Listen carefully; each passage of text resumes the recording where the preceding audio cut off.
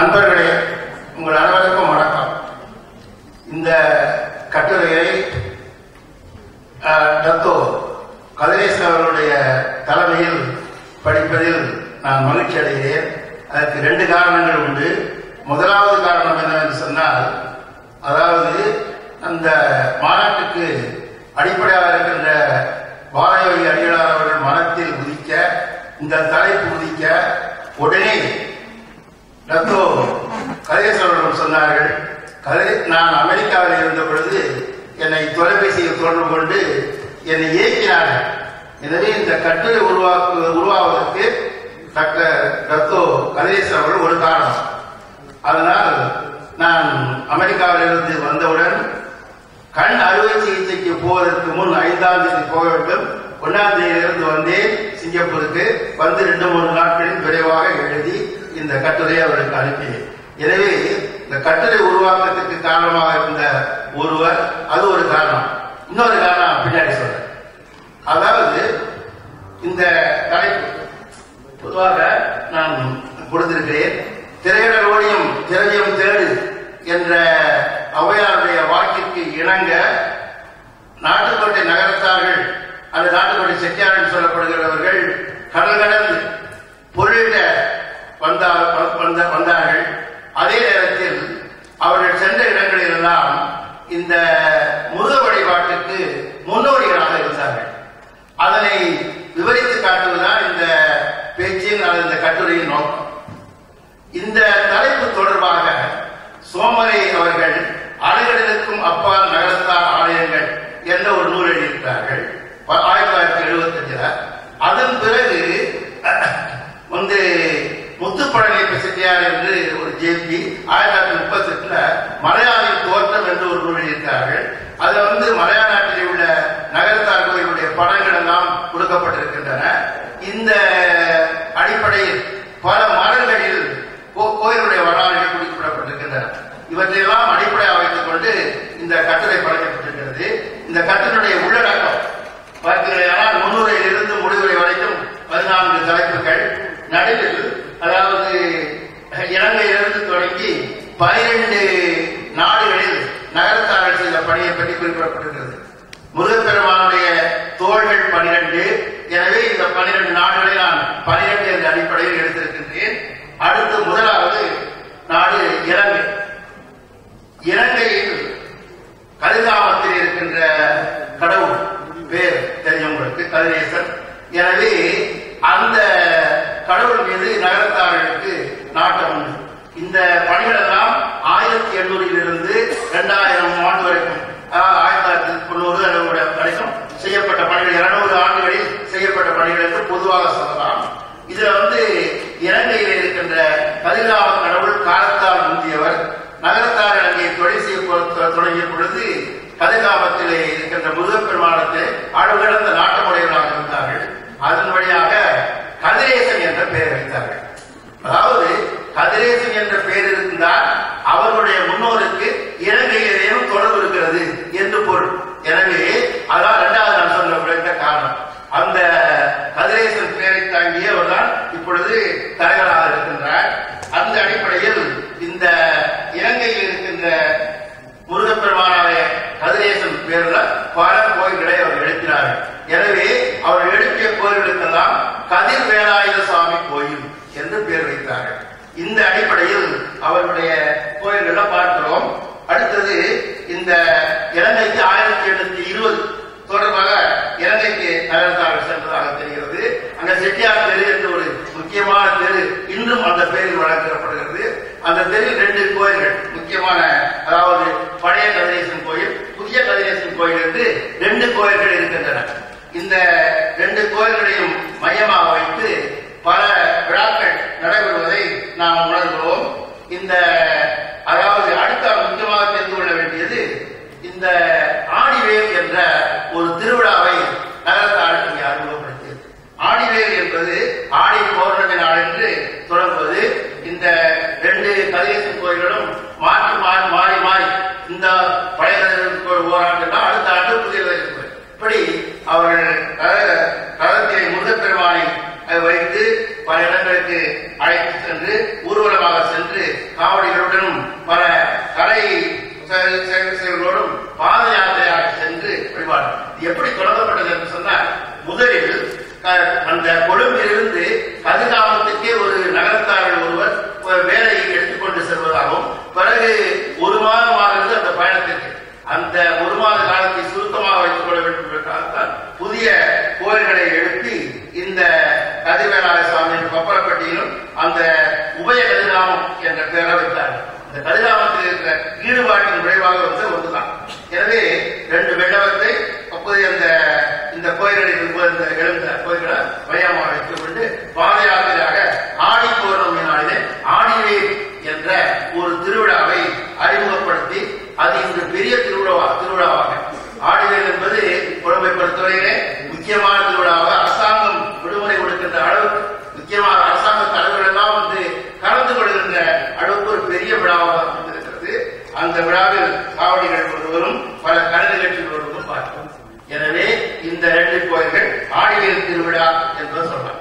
அதை தவிர மற்ற இடங்களிலும் கூட நான் குறிப்பிட்டிருக்கிறேன். காலையில் உள்ள 5 கிலோமீட்டர் தொலைவில் உள்ள ஊனுவட்டனை என்ற ஊரிலும் உபயகதிர்வேலாய சுவாமி கோயில் இருக்கிறது. இப்படியே தைப்பூச விழா தொடங்கப்பட்டது. ஆடிவேல் விழா, தைப்பூச விழா, பங்குனி உத்திர விழா இவற்றையெல்லாம் எழுப்பியிருக்கிறார்கள். கோயில்களுக்கு அருகிலே மண்டபங்கள் எழுப்பி கலை நிகழ்ச்சிகள், தமிழ் சொற்பொழிவுகளை எல்லாம் வைத்திருக்கிறார்கள். இதுக்கெல்லாம் ஏற்பாடு செய்திருக்கிற பெருமையை நாம் அங்கே பார்க்கிறோம். எனவே யாழ்ப்பாணத்தில் கூட நான் நகரத்தாருடைய கோயில்களுக்கு சான்றுகள் இருக்கின்றன என்று சொல்லலாம். இதுக்கு இந்த தலைப்புல இறுதியாக சொல்ல போனால், அதாவது தேவகோட்டையில 2-3 நகரத்தார் வீடுகளுக்கு பேர் உண்டு. என்ன பேர் என்று சொன்னால், ஒரு வீட்டுக்கு ஒரு வீதிக்கு காரை குட்டையர் செட்டியார் சந்து என்று பேர் இருக்கிறது. அது மாதிரி மாதம்பையார் வீடு இருக்கிறது, குருநாக்கல்லார் வீடு இருக்கிறது. இவர்களெல்லாம் அந்த ஊர்களில் அந்த கோயில் எழுப்பி அந்த செயல்களை செய்தவர்கள் என்பதை காட்டுகிற ஒரு செயலாக இருக்கிறது. அந்த கதிரேசன் என்ற ஒரு பேரும் நகரத்தார்களுக்கும் இலங்கைக்கும் இருக்கின்ற தொடர்பையும் முருக வழிபாட்டினுடைய தொடர்பையும் காட்டுவதாக இருக்கிறது என்று சொல்லலாம்.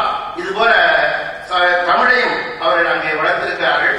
இப்படி உள்ள கோயில்களில் இன்று ஒரு 5-6 கோயில்கள் நகரத்தாருடைய நிர்வாகத்தில் இருந்து வருகின்றன. மற்றையெல்லாம் அங்கே இருக்கின்ற பொதுமக்கள் அவருடைய நிர்வாகத்தில் வந்து வருகின்றன என்று அந்த இலங்கையை பற்றிய செய்தியை சொல்லுவோம். அடுத்தது பர்மா. இப்பொழுது மியான்மர் என்று அழைக்கப்படுகிற பர்மாவில் 1850 முதல் 1941 வரை நகரத்தார்கள் முதலீடு செய்து அங்கு வட்டி தொழில் நடத்தியதை பார்க்கிறோம். முதலில் அந்த பர்மாவுடைய துறைமுக பட்டணமாக இருக்கிற மோல்மி அங்கு குடியேறி அங்கு கோயில்களை எழுப்பியோடு நிறைய பார்க்கிறோம். இங்கே இருக்கிற ஒரு சிறப்பு என்னவென்று சொன்னால், அதாவது பர்மியர்கள் இந்த கோயிலுக்கு வந்து வழிபாடு செய்வதும் அதற்கான நகரத்தார் கோயிலுக்கு வந்து வருவதும் உண்டு. இன்னொரு சிறப்பு, பர்மாவில் கட்டப்பட்ட நகரத்தார் கோயில்கள் எல்லாம் 1901 காலகட்டங்களில் 1933 அர்ஜனங்களுக்கு திறந்து விடப்பட்ட ஒரு செய்தி. அதுவும் நாம் முக்கியமாக குறிப்பிடப்பட வேண்டிய ஒரு செய்தியை சொல்லலாம். அடுத்தது, அங்கு இருக்கின்ற உணவு தொழில் செய்கின்ற பெருமக்கள் இந்த 2வது மாடி கோயில் பண்டாரங்களிடத்தில் வந்து அருள்வாக்கு கேட்பார்கள். எப்படி எப்பொழுது மழை பெய்யும், எங்களுடைய தொழில் எப்படி, விவசாய தொழிலுக்கு வேண்டிய செய்திகளை எல்லாம் கேட்டு செல்வதும் அதன்படி நடப்பதையும் கண்டு அவர்கள் வியந்து வழிபாட்டை தொடர்வதையும் பார்த்திருப்பாக செய்திகள் வருகின்றன. இது மாதிரி கம்பை என்ற ஒரு பக்கத்துல ரங்கூனில் ஒன்று, அதுக்கு அடுத்த சொல்கிறேன், கம்பையிலையும் முருகன் கோயில் கார்த்திகை விழாவாக இருக்கு. இந்த ஒரு பர்மாவை பொறுத்தவரை முக்கியமாக நாம் குறிப்பிட வேண்டியது ஆறரை என்று ஒரு வழிபாடு. அதாவது நாட்டுப்படி செட்டியார்கள் தொழில் செய்கின்ற அந்த இடத்துல 6 வீடுகள், 6 நம்பர் இருக்கும். மொகல் ஸ்ட்ரீட் என்று சொல்லக்கூடிய முக்கியமான வீதியில் 6 எண்கள் உள்ள கதவுகளை கொண்ட ஒரு இடம். தலைப்பகுதியில தொழில் நடக்கும். அதற்கு மேலே இருக்கின்ற மேல் வீடு இருக்கிறவா, அந்த இடத்தை 2வது இடத்தில் பொதுவாக இருக்கும். அந்த பொதுவான இடத்தில் ஒரு கோயிலை கட்டி, முருகப்பெருமானுக்கு கோயிலை கட்டி எல்லோரும் வந்து வழிபாடு செய்வதும், முதலில் பயணத்தை தொடங்கும் போதும் முடிக்கும்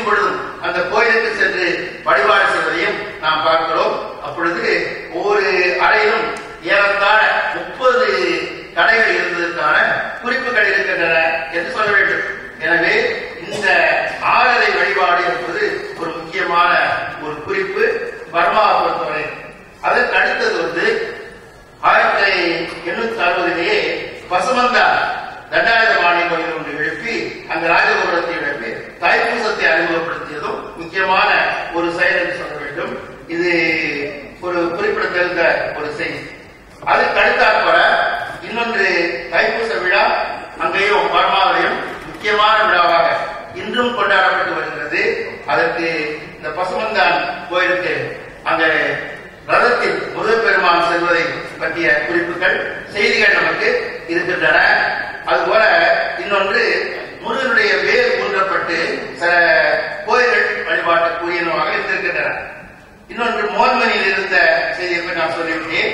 பர்மாவோட நகரத்தார் கோயில்கள்லாம் திராவிட கட்டிடக்கலை சிறப்பை விளக்குவதாக இருக்கின்றன. தமிழக சிற்பியால் உருவாக்கப்பட்டவரை செட்டி பயா, அதாவது செட்டி கடவுள் என்று வர்மிய மொழியில் இவற்றையெல்லாம் அழைக்கின்ற மரபை பார்க்கிறோம். அடுத்த ஒரு ஒரு கோயிலுக்கு மலேசியா பற்றி உள்ள அனைவருக்கும் தெரியும். ஆனால் கூட இந்த தென்கோடியிலிருந்து வடகோடி வரைக்கும் இருக்கின்ற முக்கிய நகரங்களிலெல்லாம் நகரத்தார்களுடைய கோயில்கள், முருகன் கோயில்கள் இருப்பதை பார்க்கிறோம். அதுக்கு அந்த வரிசையாக கொடுத்திருக்கின்றேன். 15 இடங்களில் இந்த நகரத்தார் கோயில்கள் இருக்கின்றன. நகரத்தார் முதல் பல அங்கே அந்த 10 வரைக்கும் பார்க்கலாம். இதுல இருக்கிற ஒரு சிறப்பு என்ன சொன்னால், ஒவ்வொரு கோயிலும் ஒவ்வொரு மாதத்தில் முக்கியமான திருவிழாக்கள் கொண்டாடப்படுகின்றன. முதலாவது சித்ரா பௌர்ணமி என்று எடுத்தால் நெருக்காசி, அதுபோல அங்கே சிதாமட்டம் சொல்லலாம், வடக்கு பகுதி தென்பகுதி. அதுபோல அடுத்தாற் போல வைகாசி சுவாகம் என்றால் ஈர்ப்பு வளர்ந்தது. அதுபோல இன்னொன்று ஆடி உத்தரம், ஆடி வேர் என்பது தைக்கிறது, ஆவணியில சதுர்த்தி என்பது சிரம்பாக கொண்டாடப்படுகிறது, புரட்டாசி என்பது பொதுவாக நவராத்திரி விழா கொண்டாடப்படுகிறது. அதற்கு அடுத்தாற் போல ஐப்பசியில் கந்த சஷ்டியும் பொதுவாக கொண்டாடப்படுகிறது. கார்த்திகை, திருக்கார்த்திகை சொன்னா அதாவது அந்த மூவாரம், இப்படி அதுக்கான கார்த்திகை மார்கழியில திருப்பணி எடுத்து, அதுபோல திருவம்பாவை, பிறகு தைப்பூசம் பிராங்கலையும் சிங்கப்பூர்லையும், அதுக்கடுத்தாற் போல மாசி மகம் மலக்காவலையும் அலசாரணையும், பங்குனி உத்திரம் வரணும். இப்படி ஒவ்வொரு மாதந்தோறும் திங்கள்தோறும் திருவிழாக்களை கொண்டாடுகிற ஒரு அமைப்பு நிலைய நாம் இங்கே பார்க்கிறோம். அடுத்தது இன்னொரு குறிப்பு, பிராங்கில் இருக்கிற அந்த வாட்டர் பாஸ் கார்டன் என்பதை தண்ணீர் மலை என்று பெயரை மாற்றி தண்ணீர் மலை என்று பெயரை வைப்பதை நகரத்தார் தங்கள் குழந்தைகளுக்கு ஒரு முக்கியமான செயலாக வைத்திருக்கிறார். இந்த தண்ணீர் மலை என்ற பெயர் இருக்குமானால் நகரத்தார்கள் அவர்களுக்கு முன்னாடி மலையாளர்கள் பிராங்கல் தொடர்பு இருக்கிறது என்பது ஒரு அடையாளம். எனவே அந்த பேர் வைக்கின்ற ஒரு செயலை நாம் பார்க்கிறோம். தைப்பூச விழா பிராங்கல மிக சிறப்பான விழா என்பது இங்குள்ள பெருமக்களுக்கு சொல்லி தெரிய வேண்டியதில்லை. மற்றவர்களுக்காக சொல்கிற பொழுது 3 நாட்கள் நடக்கின்ற அந்த விழா வெள்ளி ரகத்தில் தொடங்கும். அதற்கு முன்னே இந்த தண்ணீர் மலை கோயில் எடுப்பதற்கு முன்னே பிரான்ஸ் 138வது எண்ணிலே முருகப்பெருமானுக்காக ஒரு வேலை வைத்து வழிபாடு செய்கிறார்கள். பிறகு அங்கிருந்தால் நலம் புறப்பட்டு முதல்நாடு செல்லும், காவடிகளோடு செல்லும். வழியெல்லாம் சீன பெருமக்களும் மற்றவர்களும் மலைமலையாக குவித்து தேங்காய் உடைப்பதை இங்கே முக்கியமான ஒரு குறிப்பாக பார்க்க வேண்டும். 2வது நாள் தைப்பூசம், 3வது நாள் காவடி செலுத்தப்படும், நகரத்தாருடைய காவடி செலுத்தப்படும். இங்கேயும் எல்லா இடங்களிலும் வழிபாடு, இறை வழிபாடு, அன்னதானம், அடியார் வழிபாடு 2 தான் முக்கியமான இரு கண்களை போல இவர்களால் கருதப்படுகின்றன என்பதை நாம் சொல்ல வேண்டும்.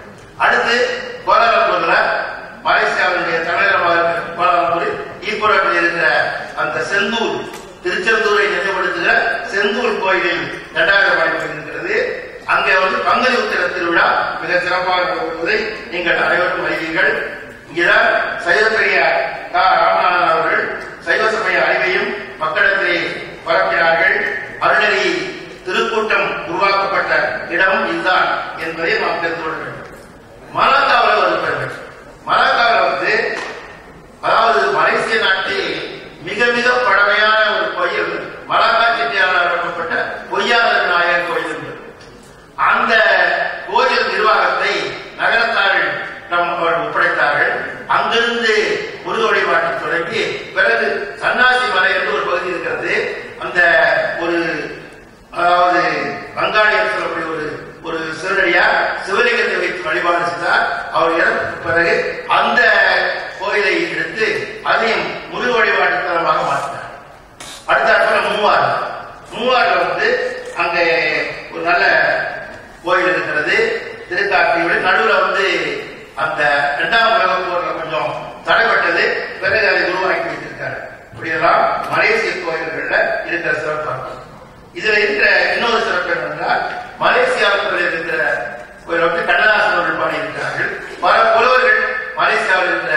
கோயில்களை பற்றி என் தமிழ் இளைஞர் பாடியிருக்காரு. அடுத்த சிங்கப்பூர்.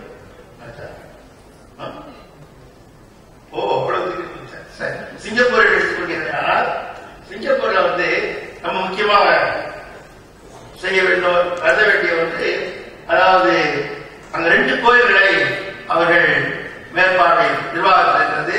ஒன்று பெங்களூரில் உள்ள தண்டாயுதபாணி கோயில், இன்னொன்று லயன் சித்தி விநாயகர் கோயில். இந்த கோயிலில் இருக்கிற சிறப்பு என்னன்னா தண்டாயுதபாணி கோயிலும் வேர் வைத்து வழிபாடு செய்வதுதான். அதில் திரும்ப வைத்திருப்பார்கள். அங்க லயன் சித்தி விநாயகர் கோயிலும் அந்த வேர் வழிபாடு இருக்கிறது.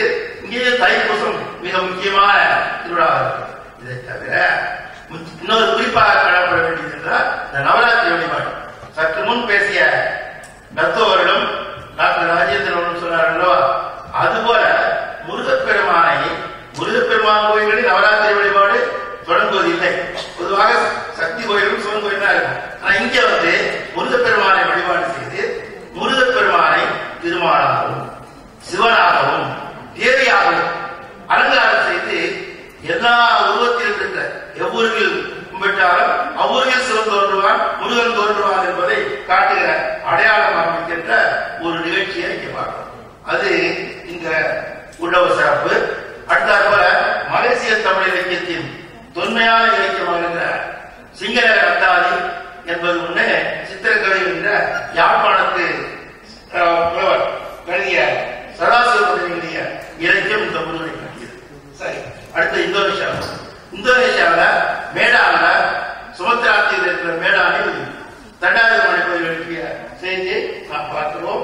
அதற்கடுத்தாற்போல வியட்நாம் சைகோனில் என்று இப்பொழுது சொல்லக்கூடிய ஓசிமின் சிட்டி என்று சொல்லக்கூடிய அங்க நகரத்தாருடைய கோயில் இருந்தது.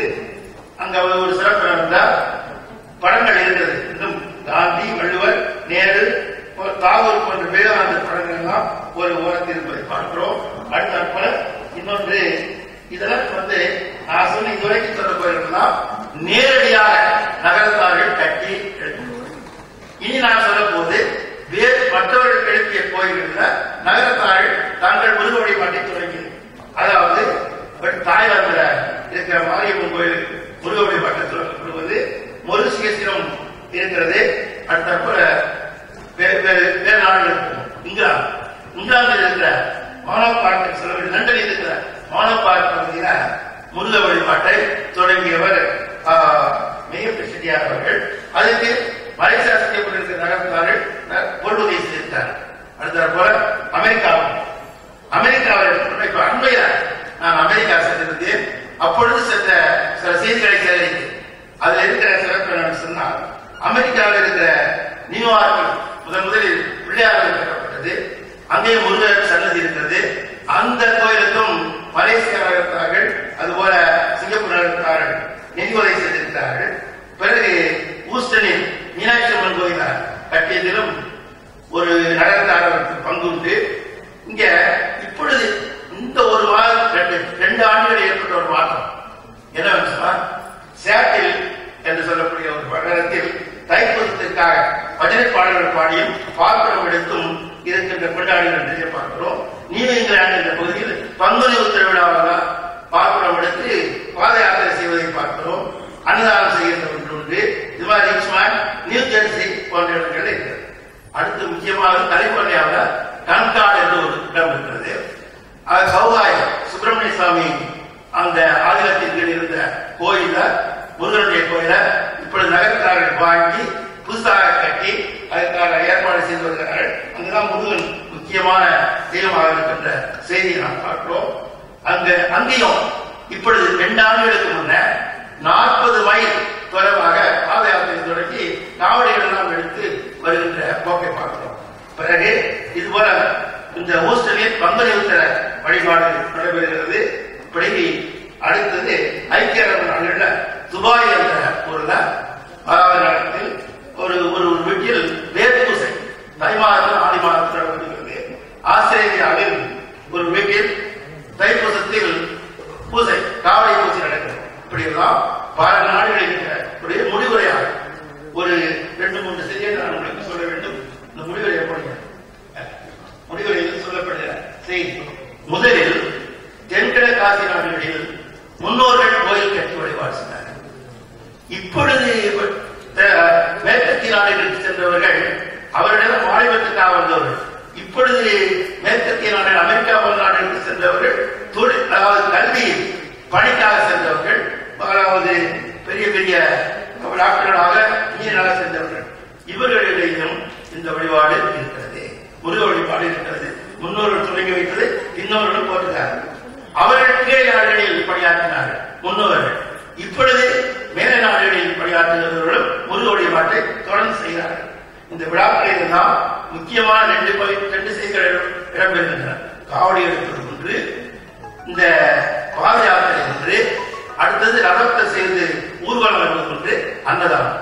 இது திருமலையில் வலியுறுத்துகிற ஒரு கருத்து.